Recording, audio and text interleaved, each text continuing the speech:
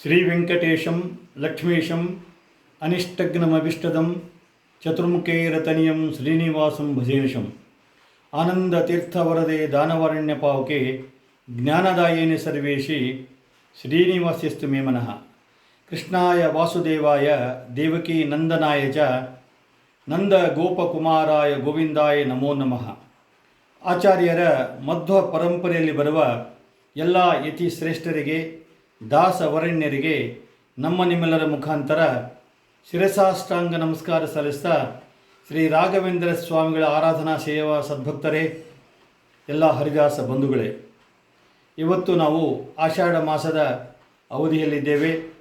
ಮಾಸದಲ್ಲಿದ್ದೇವೆ. ಆ ಒಂದು ಪವಿತ್ರವಾಗಿರ್ತಕ್ಕಂಥ ಆಷಾಢ ಮಾಸದಲ್ಲಿ ಎಲ್ಲ ವಿಶೇಷವಾಗಿ ಗುರು ಪೂರ್ಣಿಮೆ ಕೂಡ ಬರ್ತಾ ಇದೆ. ಜೊತೆಗೆ ಜಯತೀರ್ಥರ ಟೀಕಾರಾಯರ ಪಂಚಮಿ ಅಂತ ನಾವೇನು ಕರಿತೀವಿ, ಟೀಕಾರಾಯರ ಆರಾಧನೆ ಕೂಡ ಈ ಒಂದು ಭಾಗದಲ್ಲಿ ಬರ್ತಾ ಇದೆ. ಅತ್ಯಂತ ಪವಿತ್ರವಾಗಿರ್ತಕ್ಕಂಥ ಈ ಒಂದು ಮಾಸದಲ್ಲಿ ಜಯತೀರ್ಥರ ಸಾಧನೆ, ಅವರು ಸಮಾಜಕ್ಕೆ ಕೊಟ್ಟಂಥ ಕೊಡುಗೆ, ಅದರ ಬಗ್ಗೆ ನಾವು ಸ್ವಲ್ಪ ಚರ್ಚೆ ಮಾಡೋಣ. ಜೊತೆಗೆ ನಮ್ಮ ಜಯತೀರ್ಥರು ಅಂತ ಹೇಳಿದರೆ ನಮ್ಮ ಆಚಾರ್ಯರ ಮಧ್ವ ಪರಂಪರೆಯಲ್ಲಿ ಬಂದಿರತಕ್ಕಂಥ 5ನೇ ಯತಿ ಶ್ರೇಷ್ಠರು. ಯಾಕಂದರೆ ಆಚಾರ್ಯರ ಮಧ್ವರು ನೇರವಾಗಿ 4 ಜನ ಶಿಷ್ಯರು, ತಮಗೆ ಗೊತ್ತಿರುವಂತೆ ಪದ್ಮನಾಭ ತೀರ್ಥರು, ನರಹರಿ ತೀರ್ಥರು, ಮಾಧವ ತೀರ್ಥರು, ಅಕ್ಷಪ ತೀರ್ಥರು ನೇರವಾಗಿ ಶ್ರೀಮದ್ ಆಚಾರ್ಯರೆಂದೇ ಸನ್ಯಾಸಾಶ್ರಮ ಸ್ವೀಕಾರ ಮಾಡಿದರು. ನಂತರ ಮಠದ ಒಂದು ಪಾರಂಪರಿಕವಾಗಿ ಪೀಠಾರೋಹಣ ಕೂಡ ಅದೇ ರೀತಿ ಮಾಡಿದ್ದಾರೆ. ಅಂಥ ಒಂದು ಭವ್ಯ ಪರಂಪರೆಯಲ್ಲಿ ಬಂದಿರತಕ್ಕಂಥ 5ನೇ ಯತಿ ಶ್ರೇಷ್ಠರು ಅಂತ ಹೇಳಿದರೆ ಜಯತೀರ್ಥರು. ಜಯತೀರ್ಥರ ಬಗ್ಗೆ ನಾವು ಕೇವಲ ಕಲಿಯುಗದಲ್ಲಿ ಅವತಾರ ಆಗಿರ್ತಕ್ಕಂಥ ಜಯತೀರ್ಥರ ಬಗ್ಗೆ ಸ್ವಲ್ಪ ನಾವು ಹಿಂದಕ್ಕೆ ಹೋದಾಗ, ತ್ರೇತಾಯುಗದಲ್ಲಿ ಸಾಕ್ಷಾತ್ ವಾಲಿಯಾಗಿ ಜನಿಸಿದರು. ನಂತರ ವಾಲಿಯ ನಂತರ ಶ್ರೀರಾಮಚಂದ್ರನ ಅಂದರೆ ವಾಲಿಯ ಒಂದು ಪ್ರೇರಿಗೆ ರಾಮನ ಮಕ್ಕಳಾದ ಕುಶಾಗಿ ಜನಿಸಿದರು. ನಂತರ ದ್ವಾಪರ ಯುಗದಲ್ಲಿ ಅರ್ಜುನನಾಗಿ ಜನಿಸಿದರು. ಯಾಕಂದರೆ ಇವರ ಅಂಶ ಎಲ್ಲ ಇಂದ್ರನ ಅಂಶ. ಹೀಗಾಗಿ ಇಂದ್ರನೇ ಒಂದು ರೂಪದಿಂದ ಒಂದೊಂದು ಯುಗದಲ್ಲಿ ಒಂದೊಂದು ಅವತಾರವಾಗಿ ನೋಡ್ಬೋದು ನಾವು. ದ್ವಾಪರ ಯುಗದಲ್ಲಿ ಅರ್ಜುನರಾದರು. ನಂತರ ಕಲಿಯುಗದಲ್ಲಿ ಶ್ರೀಮದಾಚಾರ್ಯರ ಸರ್ವಮೂಲ ಗ್ರಂಥಗಳನ್ನು ಹೊರತಕ್ಕಂಥ ಎತ್ತು ಆಗಿ ಜನಿಸಿದರಂತೆ. ಹೀಗಾಗಿ ಶ್ರೀಮದಾಚಾರ್ಯರು ಕೂಡ ತಮ್ಮ ಪಾಠ ಪ್ರವಚನ ಮಾಡಬೇಕಾದ್ರೆ ಎತ್ತಿನ ಕಡೆ ಗಮನ ಕೊಟ್ಟು ಮಾಡ್ತಿದ್ದರಂತೆ. ಅಲ್ಲಿರ್ತಕ್ಕಂಥ ಶಿಷ್ಯರಿಗೆಲ್ಲರಿಗೆ ಒಂದು ರೀತಿ ಇದಾಯಿತು, ನಾವು ದೊಡ್ಡ ದೊಡ್ಡ ಪಂಡಿತರಿದ್ದೇವೆ, ನಮ್ಮ ಕಡೆ ನೋಡದ ಆಚಾರ್ಯರು ಆ ಎತ್ತಿನ ಕಡೆ ನೋಡ್ತಾರೆ ಅಂಥೇಳಿ ಎತ್ತಿಗೆ ಕೂಡ ವಿಷಯ ಹಾಕಿದರು. ದ್ವಾದಶ ಸ್ತೋತ್ರದಿಂದ ಎತ್ತಿನ ಕೂಡ ಬರೆಸಿದರು. ಅವಾಗ ಹೇಳಿದರಂತೆ, ಯಾಕೆ ಅಂತ ಹೇಳಿದಾಗ, ನಿಮಗೆ ಗೊತ್ತಿಲ್ಲ, ಅದು ಸಾಮಾನ್ಯ ಎತ್ತು ಅಲ್ಲ, ಇದು ಮುಂದೆ ನಾನು ಬರೆದಂಥ ಏನು ಗ್ರಂಥಗಳು ಬರೆದೀನಿ, ಸರ್ವಮೂಲ ಗ್ರಂಥ ಸಿಕ್ಕಿರೋದಷ್ಟೇ. ಶ್ರೀಮದಾಚಾರ್ಯರು ಬರೆದಿದ್ದು ಸಾಕಷ್ಟು ಗ್ರಂಥಗಳನ್ನು ಬರೆದಿದ್ದಾರೆ. ಕೆಲವೊಂದು ನಮಗೆ ಸಿಕ್ಕಿದ್ದವನ್ನೇ ನಾವು ಅವರ ಬರೆದಂಥ ಗ್ರಂಥಗಳನ್ನು ತಿಳ್ಕೊಂಡು ಅದರಲ್ಲಿ ಸರ್ವಮೂಲ ಗ್ರಂಥಕ್ಕೆ ಮುಂದೆ ಟೀಕೆ ಟಿಪ್ಪಣಿ ಬರೆಯೋರೇ ಮುಂದಿನ ಅವತಾರದಲ್ಲಿ ಅಂತ ಹೇಳಿ ಶ್ರೀಮದಾಚಾರ್ಯರು ಅವಾಗೇ ಎಲ್ಲರಿಗೆ ಹೇಳಿದರು.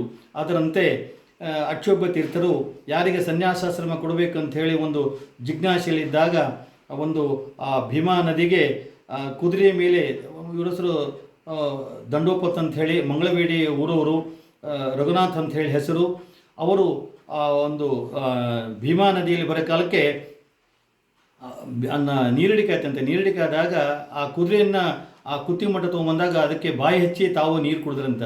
ಅವಾಗ ಎದುರಿಗೆ ಆ ಇನ್ನೊಂದು ದಂಡಿಯಲ್ಲಿ ಅಕ್ಷೋಭ ತೀರ್ಥರು ನೋಡಿದರು, ಓಹೋ, ಹಿಂದೆ ಇದು ಪಶುವಾಗಿತ್ತು ಅಂತ ಹೇಳಿದ್ರಂತೆ. ಯಾಕಂದರೆ ಶ್ರೀಮದಾಚಾರ್ಯ ಹೇಳಿದ್ದು, ಅಕ್ಷೋಭ ತೀರ್ಥರು ಹೇಳಿದ್ರು, ಇಬ್ಬರದು ಒಂದೇ. ಶ್ರೀಮದಾಚಾರ್ಯ ಎತ್ತಾಗಿ ಅಂತ ಹೇಳಿದರು, ಇವರು ಪಶು. ಯಾಕಂದರೆ ಪಶು ಯಾವಾಗಲೂ ನೀರು ಕುಡಿಯೋದು ತನ್ನ ಯಾವುದೇ ನೀರಿಗೆ ನದಿಗೆ ಬಾಯಿ ಹಚ್ಚಿ ಕೊಡ್ತಕ್ಕಂಥ ಒಂದು ಸಂಪ್ರದಾಯ. ಅದರಂತೆ ಇವರೇ ಮುಂದೆ ಪೀಠಕ್ಕೆ ಯೋಗ್ಯ ಅಂತ ಹೇಳಿ ಅವರಿಗೆ ಆಶ್ರಮ ಕೊಟ್ಟಾಗ, ಏನು ಅವರು ಪ್ರತಿಯೊಂದು ವಿದ್ಯೆಯಲ್ಲಿ ನಿಪುಣರು. ಯಾರು? ಜಯತೀರ್ಥರು. ಒಂದು ದಂಡ ನಾಯಕರು ಕೂಡ ಆಗಿದ್ದರು ಮಂಗಳವೇಡಿ ಒಂದು ಪ್ರಾಂತಕ್ಕೆ. ಆ ಪ್ರಾಂತದಲ್ಲಿ ಅವರಿಗೆ ಕೇವಲ ಆವಾಗ 21 ವರ್ಷದಲ್ಲಿ ಸನ್ಯಾಸಾಶ್ರಮ ಹೇಳಿದರು. ನಮ್ಮ ಯಾರನ್ನು ಕೇಳಾರ್ದ ಅವ್ರು ಕೊಟ್ಟರು, ಇವರು ತೊಗೊಂಡಾದ ನಂತರ ಸಾಧಾರಣ 22 ವರ್ಷ 2 ತಿಂಗಳ ಕಾಲ ಪೀಠದಲ್ಲಿದ್ದು ಎಲ್ಲ ಕಡೆ ಸಂಚಾರ ಮಾಡಿ ಎಲ್ಲ ಆಚಾರ್ಯರ ಗ್ರಂಥಗಳಿಗೆ ಟೀಕೆ ಟಿಪ್ಪಣಿಯನ್ನು ಬರೆದರು. ಎರಗೋಳು ಅಂತ ಹೇಳಿ ಅಲ್ಲಿ ಒಂದು ಗುಹೆ ಇದೆ. ಆ ಗುಹೆಯಲ್ಲಿ ಕೂತು ಇವತ್ತಿಗೂ ಒಂದು ಸರ್ಪದ ಆಕಾರದ ಒಂದು ಸಣ್ಣ ಒಂದು ಶಿಲೆಯಲ್ಲಿ ಒಡಮೂಡಿದೆ. ಅಲ್ಲಿ ಆ ಒಂದು ಶಿಲೆ, ಆ ಒಂದು ಗುಹೆಯಲ್ಲಿ ಕೂತು ಅವರು ಸಾಧಾರಣ ಎಲ್ಲಿ ಹೋಗಲಾರದೆ ಸಾಧಾರಣ 20 ವರ್ಷಗಳ ಕಾಲ ನಿರಂತರವಾಗಿ ಶ್ರೀಮದ್ ಆಚಾರ್ಯರ ಗ್ರಂಥಗಳಿಗೆ ಟೀಕೆ ಟಿಪ್ಪಣಿ ಬರೆದು ಆಚಾರ್ಯರ ಮಧ್ವರ ಒಂದು ತತ್ವ ಸಿದ್ಧಾಂತವನ್ನು ಪ್ರಚಾರ ಮಾಡಿದರು. ಅಂತಹ ಜಯತೀರ್ಥರ ಕೊಡುಗೆ ಕೇವಲ ಅವರು 43ನೇ ವರ್ಷದಲ್ಲಿ ಅವರು ವೃಂದಾವನಸ್ಥರಾದರು. ಅಂದರೆ ಸಾಧನೆಗೆ ವರ್ಷ ಮಹತ್ವ ಅಲ್ಲ. ಯಾಕಂದರೆ ನಾವು ಗೋಪಾಲದಾಸರ ಒಂದು ಇತಿಹಾಸದಲ್ಲಿ ಕೂಡ ನೋಡ್ತೀವಿ, ಕೇವಲ 40 ವರ್ಷದಲ್ಲಿ ಸಾಕಷ್ಟು ಸಾಧನೆ ಮಾಡಿ ಜಗನ್ನಾಥದಾಸರಿಗೆ ಆಯುರ್ದಾನ ಮಾಡಿ ಅವರಿಂದ ಒಂದು ವಿಶೇಷ ದಾಸ ಸಾಹಿತ್ಯ ಮುಂದುವರಿಸಲಿಕ್ಕೆ ಕಾರಣಕರ್ತರಾದರು ಗೋಪಾಲದಾಸರು.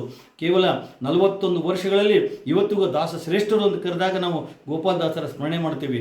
ಹೀಗಾಗಿ ಯತಿ ಶ್ರೇಷ್ಠರು ಅಂತ ಕೇಳಿದಾಗ ಆಚಾರ್ಯರ ಮಧ್ವರ ನಂತರ ಸಾಕಷ್ಟು 4 ಜನ ಯತಿಗಳಿದ್ದರೂ ಕೂಡ ನಮಗೆ ಕಣ್ಣಿಗೆ ಬೀಳುವುದು ಜಯತೀರ್ಥರು. ಅಂದರೆ ಟೀಕಾರಾಯರು ಅವ್ರ ಗ್ರಂಥಗಳಿಗೆ ಟೀಕೆಯನ್ನು ಬರೋ ಸಂಬಂಧ ಅವರು ಟೀಕಾರಾಯರಾದರು. ಸಾಕಷ್ಟು ವಿಜಯದಾಸರು ಆ ಜಯತೀರ್ಥರ ಬಗ್ಗೆ, ಸಾಕಷ್ಟು ಹರಿದಾಸರು ಎಲ್ಲರೂ ಆ ಜಯತೀರ್ಥರ ಬಗ್ಗೆ ಹಾಡುಗಳನ್ನು ಮಾಡಿದ್ದಾರೆ. ಯಾಕಂತ ಹೇಳಿದ್ರೆ ನಾವು ಎಲ್ಲಿ ಜಯತೀರ್ಥರ ಸ್ಮರಣೆ ಮಾಡ್ತೀವಿ ಅಲ್ಲಿ ಜಯತೀರ್ಥರು ಇದ್ದೇ ಇರ್ತಾರೆ. ಯಾಕಂದರೆ ನಮ್ಮ ಒಂದು ಪರಂಪರೆಯಲ್ಲಿ ನನಗೀಗ 65 ವರ್ಷ, ಆದರೆ ನಮ್ಮ ಹಿರಿಯರು ನನಗೆ ಸಾಧಾರಣ 5 ವರ್ಷ ಇದ್ದಾಗೆ ನಮಗೆ ನಮ್ಮ ಅಜ್ಜ ಮುತ್ತಜ್ಜ ನಮ್ಮ ಎಲ್ಲ ಸಹೋದರ ಎಲ್ಲ ಹೇಳಿದ್ದು ಮಳಖೇಡ ಅಂತ ಅಂದ್ಕೂಡಲೇ ನಮ್ಮ ಕಣ್ಣು ಮುಂದೆ ಬರೋದೇ ಜಯತೀರ್ಥರು ಅಂದರೆ ಅದು ಮಳಖೇಡ ಹೊರತು ಅದು ಯಾರೇ ಏನೇ ಒಪ್ಪಲಿ ಬಿಡಲಿ. ಆದರೆ ನಮ್ಮ ಒಂದು ವೈಯಕ್ತಿಕವಾಗಿ ನಾನು ಹೇಳಬೇಕಂತ ಹೇಳಿದ್ರೆ ಆದರೆ ನಮಗೆ ಯಾಕಂದರೆ ಸುಮ್ಮನೆ ನಾವು ಅವು ಇವು ಅಂತ ಹೇಳಿ ಯಾಕಂದರೆ ನಮಗೆ ಹಿರಿಯರು ಹೇಳಿಲ್ಲ. ನಮಗೆ ಆ ಹಿರಿಯರು ಹೇಳಿದ್ದೇ ನಮಗೊಂದು ಆಪ್ತ ವಚನ. ನಮಗೆ ಜಯತೀರ್ಥರು ಅಂದ್ಕೂಡಲೇ ನಮ್ಮ ಕಣ್ಣು ಮುಂದೆ ಬರೋದೇ ಮಳಖೇಡ.